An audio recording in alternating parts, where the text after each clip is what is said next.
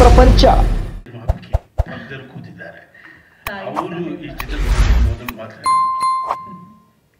ನಾನು ಅಲ್ಲೇ ಹೋಗ್ತೀನಿ.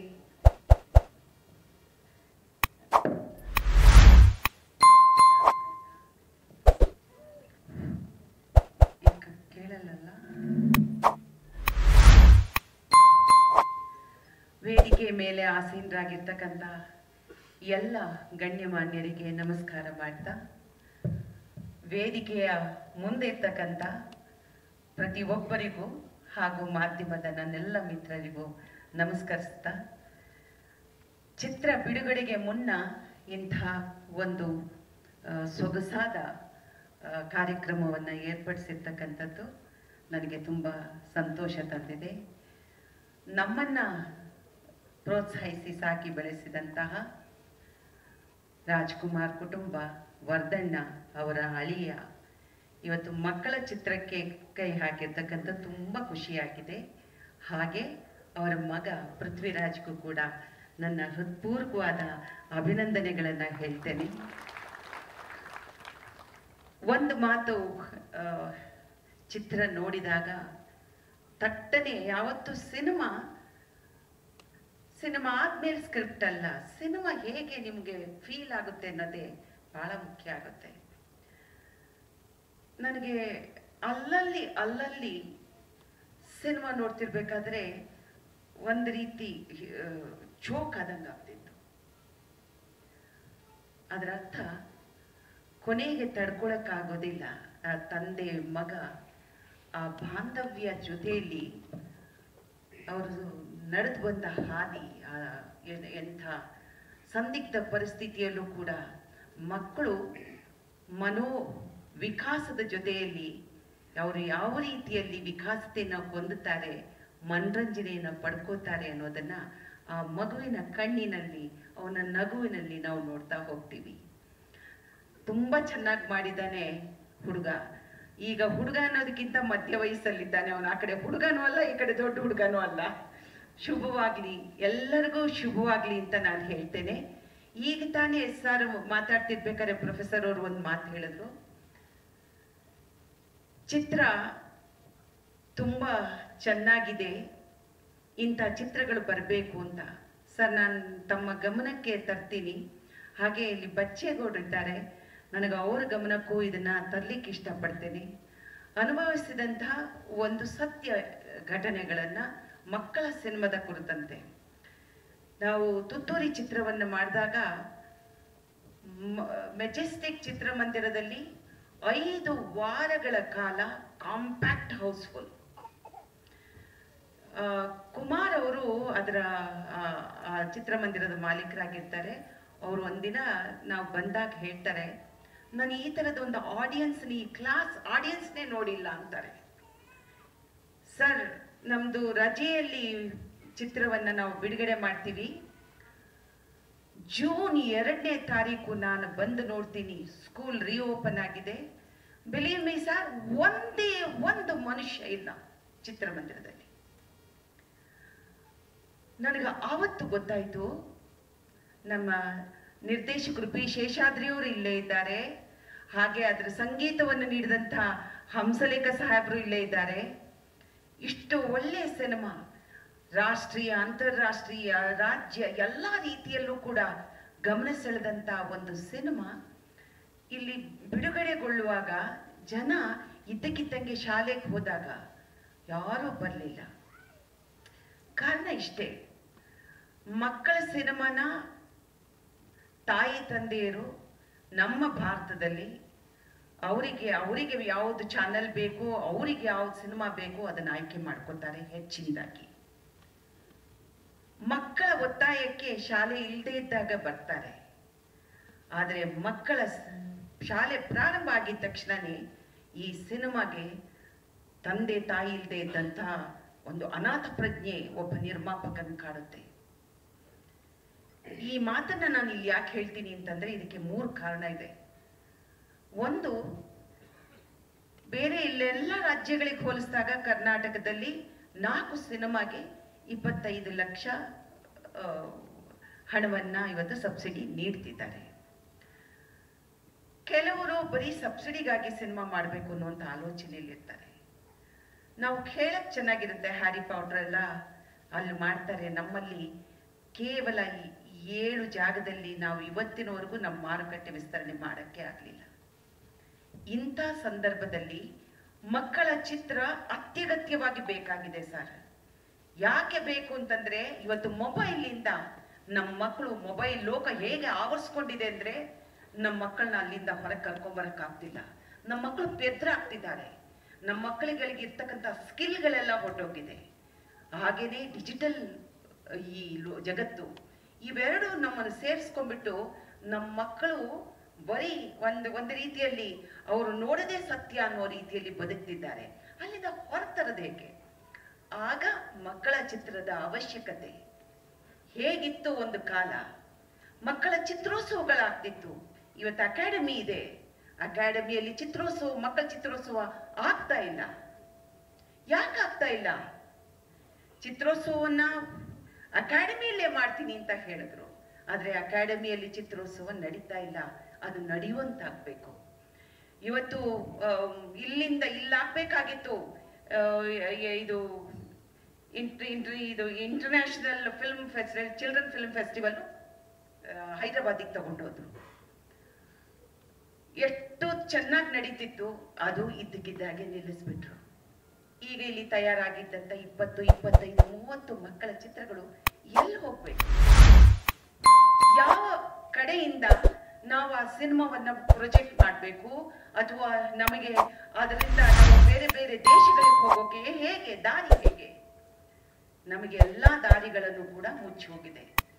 ಒಂದು ತೀರ್ಮಾನಕ್ಕೆ ಆವಾಗ ನಾವು ಬಂದಿದ್ವಿ, ಮಕ್ಕಳು ಚಿತ್ರಮಂದಿರದಲ್ಲಿ ಬರಲಿಲ್ಲ ಅಂದ್ರೆ ನಾವೇ ಶಾಲೆಗೆ ಹೋಗೋಣ, ಶಾಲೆಗೆ ಹೋಗಿ ಚಿತ್ರವನ್ನ ತೋರಿಸೋಣ. 30-35 ಸಿನಿಮಾ ವರ್ಷಕ್ಕೆ ಮಾಡಿದ್ರೆ ಖಂಡಿತವಾಗ್ಲೂ ಸರ್ಕಾರನೂ ಕೊಡಕ್ಕಾಗಲ್ಲ, ಯಾರಿಗೂ ಹೇಳಕ್ಕಾಗಲ್ಲ. ಆದ್ರೆ ಕನಿಷ್ಠ ಮಕ್ಕಳ ಸಿನಿಮಾಗೆ ಸಿ ಸರ್ಟಿಫಿಕೇಟ್ ಇಂಪಾರ್ಟೆಂಟ್ ಅಂತ ಹೇಳಿದ್ದಾರೆ. ಸಿ ಸರ್ಟಿಫಿಕೇಟ್ ಬಂದಿರ್ತಕ್ಕಂಥ ಒಂದು 4 ಚಿತ್ರವನ್ನಾದ್ರೂ ಕೂಡ ಇವತ್ತು ಮಕ್ಕಳು ಶಾಲೆಯಲ್ಲಿ ತೋರಿಸುವಂತ ಕೆಲಸವನ್ನ ಮಾಡಬೇಕಾಗುತ್ತೆ. 60,000ಕ್ಕೂ ಹೆಚ್ಚಿನ ಶಾಲೆಗಳಿದೆ ನಮ್ಮಲ್ಲಿ. ಎಂತ ಪೊಟೆನ್ಷಿಯಲ್ ಇರುವಂತಹ ಜಾಗ. ಮಕ್ಕಳಿಗೆ ಮನರಂಜನೆನೂ ಬೇಕು, ಮನೋವಿಕಾಸನೂ ಬೇಕು. ಯಾವ ಚಿತ್ರವನ್ನು ಮಕ್ಕಳಿಗೆ ಕೊಡ್ತೀವಿ ಅನ್ನುವಂತ ನಮಗೆ ನಾವು ಸರ್ಕಾರಕ್ಕೂ ಆ ಜವಾಬ್ದಾರಿ ಇರಬೇಕು, ಹಾಗೇನೆ ಕಳಿಸುವಂತವ್ರಿಗೂ ಕೂಡ ಆ ಜವಾಬ್ದಾರಿ ಇರಬೇಕು.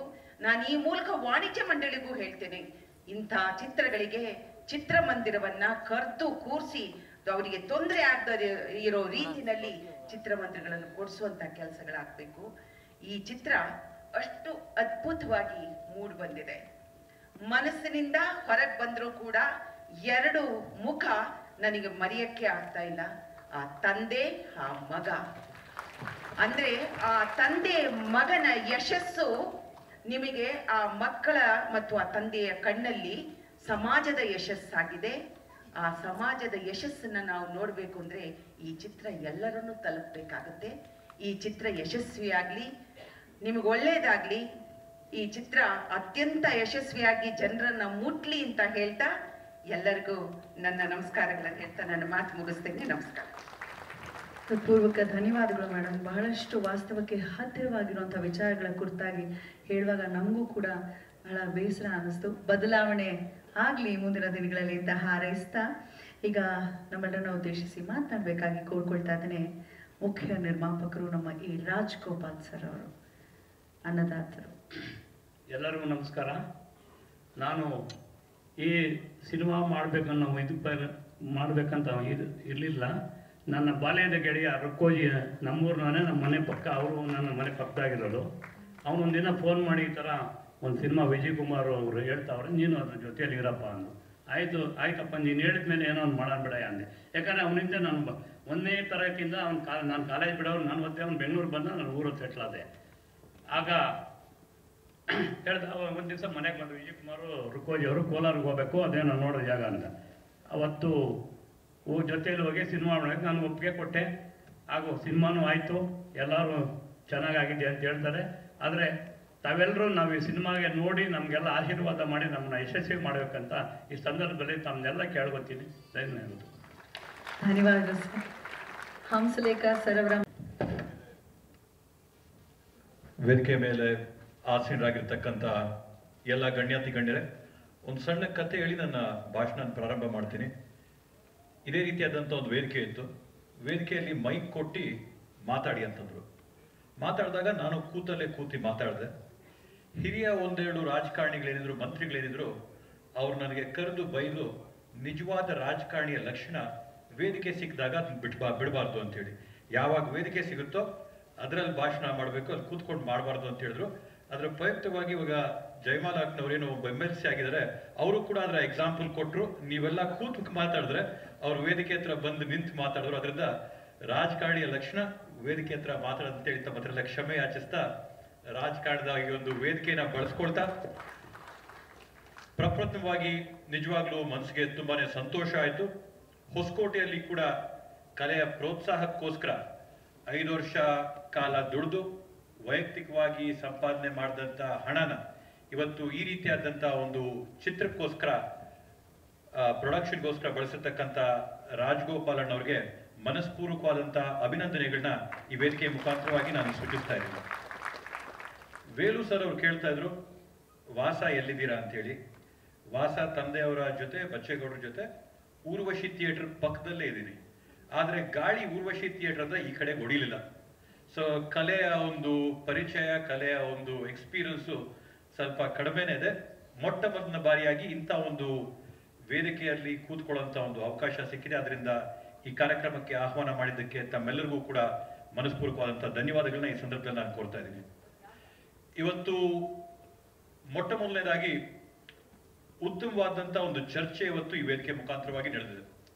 ತಾವು ಹೇಳ್ದಂಗೆ ಭಾರತ ದೇಶದ ವಿಶೇಷತೆ ಏನಂತಂದ್ರೆ, ನಾವು ಹೇಳಂತ ಕಥೆಗಳು, ನಮ್ಮಲ್ಲಿರ್ತಕ್ಕಂಥ ಜಾನಪದ ಕಥೆಗಳಾಗಿರ್ಬೋದು, ಮಹಾಕಾವ್ಯಗಳಾಗಿರ್ಬೋದು, ಮಹಾಭಾರತ ಆಗಿರ್ಬೋದು, ರಾಮಾಯಣ ಆಗಿರ್ಬೋದು, ಅವುಗಳಲ್ಲಿರ್ತಕ್ಕಂಥ ಉಪಕಥೆಗಳಾಗಿರ್ಬೋದು, ಆ ಒಂದು ಕಥೆಗಳ ಮುಖಾಂತರವಾಗಿ ನಮ್ಮ ಒಂದು ಸಂಸ್ಕೃತಿನ ವಿಶ್ವಾದ್ಯಂತ ಸಾರಂತ ಒಂದು ಪ್ರಯತ್ನ ಆಗಿದೆ. ಇವತ್ತು ನಾವು ಸೌತ್ ಈಸ್ಟ್ ಏಷ್ಯಾ ಕಡೆ ಹೋದ್ರೆ, ವಿಯೆಟ್ನಾಂ ಕಡೆ ಹೋಗಿರ್ಬೋದು, ಇಂಡೋನೇಷ್ಯಾ ಕಡೆ ಹೋಗಿರ್ಬೋದು, ಬಾಲಿ ಕಡೆ ಹೋಗಿರ್ಬೋದು, ಎಲ್ಲ ಕಡೆ ಹೋದಾಗೂ ಕೂಡ ಭಾರತ ದೇಶದ ಸಂಸ್ಕೃತಿ ನಾವು ಯಾಕಲ್ಲಿ ನೋಡ್ತೀವಿ ಅಂತಂದ್ರೆ, ನಮ್ಮ ದೇಶದಲ್ಲಿ ಹುಟ್ಟಿದಂಥ ಕಥೆಗಳನ್ನ ಅಲ್ಲಿ ನಾವು ಸಾರಿ, ಅಲ್ಲಿ ಆ ಕಥೆಗಳನ್ನ ಹೇಳಿ, ಅಲ್ಲಿ ನಮ್ಮ ನಾಟಕಗಳನ್ನ, ಪ್ರದರ್ಶನಗಳನ್ನ ಮಾಡುವ ಮುಖಾಂತರವಾಗಿ ನಮ್ಮ ಒಂದು ಸಂಸ್ಕೃತಿನ ಆ ದೇಶಕ್ಕೆ ಸಾರಂತ ಕೆಲಸ ನಾವು ಮಾಡಿದೀವಿ. ಇವತ್ತು ಅಮೆರಿಕನ ನಾವು ನೋಡಿದ್ರೆ, ಅಮೆರಿಕ ಸಾಕಷ್ಟು ಎಕ್ಸ್ಪೋರ್ಟ್ಸ್ ಮಾಡಿದೆ, ವಾಹನಗಳನ್ನ ಎಕ್ಸ್ಪೋರ್ಟ್ ಮಾಡಿದೆ, IT ನ ಎಕ್ಸ್ಪೋರ್ಟ್ ಮಾಡಿದೆ. ಆದರೆ ಎಲ್ಲಕ್ಕಿಂತ ಪ್ರಮುಖವಾಗಿ, if you ask me what is America's biggest export, it is culture. ಇವತ್ತು ನಮ್ಮ ಮಕ್ಕಳು ಯಾಕೆ ಹೋಗ್ಬಿಟ್ಟು KFC ಅಲ್ಲಿ, ಮೆಕ್ಡೊನಾಲ್ಡ್ಸ್ ಅಲ್ಲಿ ತಿಂತಾರೆ, ಯಾಕೆ ಅವರು ಜೀನ್ಸ್ ಪ್ಯಾಂಟು ಟೀ ಶರ್ಟ್ ಹಾಕ್ತಾರೆ ಅಂತಂದ್ರೆ, ಹಾಲಿವುಡ್ಡಿನ ಒಂದು ಪರಿಣಾಮ, ಹಾಲಿವುಡ್ಡಿನ ಒಂದು ಪ್ರಭಾವ. ಇವತ್ತು ಅವ್ರ ಚಿತ್ರಗಳಲ್ಲಿ ಏನ್ ನೋಡ್ತಾರೆ, ಅವ್ರ ದೃಶ್ಯಗಳಲ್ಲಿ ಏನ್ ನೋಡ್ತಾರೆ, ಅವ್ರು ಯಾರ ಹತ್ರ ಆಸ್ಪೈರ್ ಮಾಡ್ತಾರೆ, ನಾನ್ ಯಾಕೆ ಹ್ಯಾರಿ ಪಾಟರ್ ಆಗ್ಬೇಕು, ಯಾಕೆ ಥಾರ್ ಆಗ್ಬೇಕು, ಯಾಕೆ ಸ್ಪೈಡರ್ ಮ್ಯಾನ್ ಆಗ್ಬೇಕು ಅಂತಂದ್ರೆ, that is the narrative which Hollywood is setting. ಅವ್ರು ಆ ರೀತಿಯಾದಂಥ ಮಾಹಿತಿಗಳನ್ನ, ಆ ರೀತಿಯಾದಂಥ ದೃಶ್ಯಗಳನ್ನ, ಆ ರೀತಿಯಾದಂಥ ಚಿತ್ರಗಳನ್ನ ಪ್ರತಿಯೊಬ್ಬರಿಗೂ ಕೂಡ ತಲುಪಿಸಂತ ಒಂದು ಕೆಲಸ ಮಾಡ್ತಾ ಇದ್ದಾರೆ. ತಾವ್ ಹೇಳಿದ ರೀತಿಯಲ್ಲಿ ಮನುಷ್ಯರ ಅಟೆನ್ಷನ್ ಸ್ಪ್ಯಾನ್, ಗಮನ ಏನಿದೆ, ಕಡಿಮೆ ಆಗ್ತಾ ಬರ್ತಾ ಇದೆ. ನಾಟಕಗಳಾಡಂತ ಕಾಲ ಇತ್ತು, ಗಂಟೆಗಟ್ಲೆ, ಸಂಜೆ 6 ಗಂಟೆಗೆ ಪ್ರಾರಂಭ ಆದ್ರೆ ಬೆಳಿಗ್ಗೆ 4 ಗಂಟೆಗೆ ಮುಗಿಯಂಥದ್ದಿತ್ತು. 16 ಗಂಟೆ ನಾಟಕ ನಡೀತಾ ಇದ್ದಂಥದ್ದು. ಅದು ಕಡಿಮೆ ಹಾಕೊಂಡು ಬಂದು ಈ ಒಂದು ಸಿಲ್ವರ್ ಸ್ಕ್ರೀನ್ ಮೇಲೆ 3-3.5 ಗಂಟೆ ಆಯ್ತು. 3-3.5 ಗಂಟೆ ಆಗಿದ್ದು, ಅದರಲ್ಲಿ ಕೂಡ ಗಮನ ನಮ್ಗೆ ಸಾಯ್ತಲ್ಲ ಅಂತೇಳಿ 30 ನಿಮಿಷದ ಅತ್ತೆ ಸೊಸೆ ಕಥೆಗಳಾಯ್ತು. 30 ನಿಮಿಷದ ಅತ್ತೆ ಕಥೆ ಸೊಸೆಗಳಿಗೂ ಕೂಡ ನಮ್ಗೆ ಗಮನ ಸಾಲ್ತಲ್ಲ ಅಂತೇಳಿ 30 ಸೆಕೆಂಡಿನ ಟಿಕ್ ಟಾಕ್ ಬಂದಿದೀವಿ ನಾವು ಇವತ್ತು. ಆ ರೀತಿಯಾಗಿ ಜನರ ಒಂದು ಗಮನ ಏನಿದೆ, ಗಮನ ಇವತ್ತು ಕಡಿಮೆ ಆಗಿ 6-8 ಗಂಟೆಯ ನಾಟಕಗಳು 30 ಸೆಕೆಂಡಿನ ಟಿಕ್ ಟಾಕ್ ಬಂದು ನಿಂತಿದೆ. ಸರ್, ಎಲ್ಲಕ್ಕಿಂತ ವಿಶೇಷವಾಗಿ ನಾನು ಹೇಳೋದು, ತಾವು ಹೇಳ್ತಾ ಇದ್ರಿ it is a dying art ಅಂತೇಳಿ. One thing I would like to draw attention to ಅಂತಂದ್ರೆ, ಮಾನವ ಕುಲ ಅಥವಾ ಮನುಕುಲ ಪ್ರಾರಂಭ ಆದಾಗಿಂದ ನಾವೆಷ್ಟು ಇನ್ಫಾರ್ಮೇಶನ್ ನಾವು ಜನರೇಟ್ ಮಾಡಿದೀವಿ, ಕಳೆದ 1.5 ವರ್ಷದಲ್ಲಿ ಅಷ್ಟೇ ಇನ್ಫಾರ್ಮೇಶನ್ ನಾವು ಜನರೇಟ್ ಮಾಡಿದೀವಿ. ಮುಂದುವರಿತಾ ನೀವು ಇನ್ನ 1 ವರ್ಷದಲ್ಲಿ, ಇನ್ಕ್ಲೂಡಿಂಗ್ ದಿಸ್ 1.5 year, ಅಷ್ಟು ಇನ್ಫಾರ್ಮೇಶನ್ ನೀವು ಜನರೇಟ್ ಮಾಡ್ತೀರ. ಆ ಮಾಹಿತಿ ಎಲ್ಲ ಮೇಜರ್ ಎಲ್ಲಿರೋದು? It is in YouTube, it is in Facebook, it is on Instagram, it is on tick talk, it is on Twitter. So ಈ ಮಾಧ್ಯಮಗಳಲ್ಲಿ ಇನ್ಫಾರ್ಮೇಶನ್ ಜನರೇಷನ್ ಏನಾಗ್ತಾ ಇದೆ, ಎಕ್ಸ್ಪೋನೆನ್ಷಿಯಲ್ ಆಗಿ ಇಯರ್ ಆನ್ ಇಯರ್ ಜಾಸ್ತಿ ಆಗ್ತಾ ಹೋಗ್ತಾ ಇದೆ. ಒಳ್ಳೇದೋ ಕೆಟ್ಟದ್ದೋ ಅಂಥದ್ರಲ್ಲಿ ಕನ್ನಡ ಚಿತ್ರರಂಗ ಅಥವಾ ಕನ್ನಡ ಭಾಷೆಯ ಕಲೆಗಳಿಗೆ ತಾವು ಹೇಳಿದ ರೀತಿಯಲ್ಲಿ ನಾವು ಕೊಡಬೇಕಾದಂಥ ಪ್ರಾಮುಖ್ಯತೆ, ಕೊಡಬೇಕಾದಂಥ ಆದ್ಯತೆ ಕೊಡದಿದ್ರೆ ನಮ್ಮ ಧ್ವನಿ, ನಮ್ಮ ಸಂಸ್ಕೃತಿ, ನಮ್ಮ ನಾಡು, ನೆಡೆ, ನುಡಿ ಇವೆಲ್ಲ ಕೂಡ ಬೇರೆ ಭಾಷೆಗಳ ಹಾವಳಿಯಲ್ಲಿ ಆವಲಾಂಚಿನ ಮುಖಾಂತರವಾಗಿ ಮುಚ್ಚೋಗಂತ ಒಂದು ಪರಿಸ್ಥಿತಿಗೆ ಬರಂತ ಎಲ್ಲ ಲಕ್ಷಣಗಳು ಕೂಡ ಇವತ್ತು ಕಾಣ್ತಾ ಇದೆ. ಆದ್ರಿಂದ ಈ ರೀತಿಯಾದಂಥ ಇಂಡಿಪೆಂಡೆಂಟ್ ಫಿಲ್ಮ್ಸ್ ಆಗಿರ್ಬೋದು, ತಾವೇನೋ ಸಲಹೆ ಕೊಟ್ರಿ, ಅತ್ಯಂತ ಸೂಕ್ತವಾದಂಥ ಸಲಹೆ ಕೊಟ್ರಿ, ಮಕ್ಕಳಿಗೆ ವರ್ಷಕ್ಕೆ 4 ಚಿತ್ರಗಳನ್ನ ಪ್ರದರ್ಶನ ಮಾಡೋಂಥ ಒಂದು ಅವಕಾಶ ಮಾಡಿಕೊಟ್ರೆ ಕನ್ನಡ ಭಾಷೆಯ ಕಲಾವಿದರಿಗೂ ಕೂಡ ಅವರ ಕಲೆ ಪ್ರದರ್ಶನ ಮಾಡೋಕ್ಕೆ ಅವಕಾಶ ಸಿಗುತ್ತೆ. ಅದ್ರ ಜೊತೆಗೆ ನಮಗೂ ಕೂಡ ನಮ್ಮ ಒಂದು ಸಂಸ್ಕೃತಿ, ಇವತ್ತು ಈ ತೋರಿಸಿದಂಥ ಕತೆ, ತಂದೆ ಕೂತ್ಕೊಂಡು ಒಂದು ಬಾರಲ್ಲಿ ಕುಡ್ಕೊಂಡು ಇರೋಂಥ ಕತೆ, ಆಟೋ ಡ್ರೈವರ್ ಇರೋಂಥ ಕತೆ ಹಾಲಿವುಡ್ ನಮಗೆ ತೋರ್ಸಕ್ಕೆ ಸಾಧ್ಯನೇ ಇಲ್ಲ. ವಾಸ್ತವವಾಗಿ ಇಲ್ಲಿ ನಡೆಯುವಂಥ ಒಂದು ನಮ್ಮ ಜನಜೀವನ ಏನಿದೆ ಅದನ್ನ ಬೇರೆ ಬಾಲಿವುಡ್ ಕೂಡ ತೋರ್ಸಕ್ಕೆ ಸಾಧ್ಯ ಇಲ್ಲ. ಅದನ್ನ ತೋರಿಸ್ಬೇಕಂದ್ರೆ ಸ್ಯಾಂಡಲ್ವುಡ್ ಅದನ್ನ ತೋರಿಸ್ಬೇಕಾಗಿದೆ. ಅದಕ್ಕೋಸ್ಕರ ನಾವು ನಮ್ಮ ಜನಸ್ಥಿತಿ, ನಮ್ಮ ಬದುಕಿನ ಸ್ಥಿತಿಗಳಿಗೆ ಅವಕಾಶ ಕೊಡಬೇಕಂದ್ರೆ ಈ ರೀತಿಯಾದಂಥ ಚಲನಚಿತ್ರಗಳಿಗೆ ಪ್ರೋತ್ಸಾಹ ಕೊಡಬೇಕಾಗಿದೆ. ನಾನು ತಮಗೆ ಈ ವೇದಿಕೆ ಮುಖಾಂತರವಾಗಿ ಆಶ್ವಾಸನೆ ಕೊಡ್ತೀನಿ, ಸರ್ಕಾರದ ಗಮನಕ್ಕೆ ಏನು ತರಬೇಕಾಗಿದೆಯೋ ಒಂದು 4-5 ಚಿತ್ರಗಳ ಪ್ರದರ್ಶನಕ್ಕೋಸ್ಕರ ಅದನ್ನು ಸರ್ಕಾರದ ಗಮನವಾಗಿ ತಮ್ಮ ಪರವಾಗಿ ನಾನು ಮಾಡ್ತೀನಿ ಅಂತ ಈ ಸಂದರ್ಭದಲ್ಲಿ ಆಶ್ವಾಸನೆ ತಮ್ಮೆಲ್ಲರಿಗೂ ಕೂಡ ಕೊಡ್ತಾ ಇದ್ದೀನಿ. ಮತ್ತೆ ನಾವು ಮಾತಾಡ್ತಾ ಇರ್ತಕ್ಕಂಥದ್ದು it's not only the livelihood of the actor. ಹಿಂದೆ ಇರ್ತಕ್ಕಂಥ ತೆರೆ ಹಿಂದೆ ಇರ್ತಕ್ಕಂಥ ಸಾಕಷ್ಟು ಕಲಾವಿದರು, ಸಪೋರ್ಟಿಂಗ್ ಆರ್ಟಿಸ್ಟ್ಸು, ಅವರೆಲ್ಲರ ಬದುಕುಗಳ ಪ್ರಶ್ನೆ ಇದು. ಇದನ್ನ ಉಳಿಸಂಥದ್ದು, ಬೆಳೆಸಂಥದ್ದು ನಮ್ಮೆಲ್ಲರ ಜವಾಬ್ದಾರಿಯಾಗಿರುತ್ತೆ. ಈ ರೀತಿಯಾದಂಥ ವೇದಿಕೆಯಲ್ಲಿ ಬಂದು ತಮ್ಮನ್ನೆಲ್ಲರೂ ಕೂಡ ನೋಡಿ ಪರಿಚಯ ಮಾಡ್ಕೊಳ್ಳುವಂಥ ಒಂದು ಅವಕಾಶ, ತಮ್ಮೆಲ್ಲರನ್ನು ಉದ್ದೇಶಿಸಿ ಮಾತಾಡೋಂಥ ಅವಕಾಶ ಮಾಡಿಕೊಟ್ಟಂಥ ಈ ಚಲನಚಿತ್ರದವ್ರಿಗೆ, ರುಕ್ಕೋಜಿ ಅವ್ರಿಗೆ, ರಾಜಗೋಪಾಲನ್ ಅವ್ರಿಗೆ, ಶಫಿ ಅವ್ರಿಗೆ ಎಲ್ಲರಿಗೂ ಕೂಡ ಮನಸ್ಪೂರ್ವಕವಾದಂಥ ಧನ್ಯವಾದಗಳನ್ನ, ಅಭಿನಂದನೆಗಳನ್ನ ಸಲ್ಲಿಸ್ತಾ ಈ ಒಂದು ಚಲನಚಿತ್ರ let it not only be a critical success, let it also be Rajagopalan ಅವ್ರಿಗೋಸ್ಕರ ಫೈನಾನ್ಷಿಯಲ್ ಸಕ್ಸೆಸ್ ಅಂತ ಹೇಳ್ತಾ ನನ್ನ 2 ಮಾತುಗಳಿಗೆ ವಿರಾಮ ನೀಡ್ತೀನಿ. ಜೈ ಹಿಂದ್, ಜೈ ಕರ್ನಾಟಕ ಮಾತೆ. Thank you so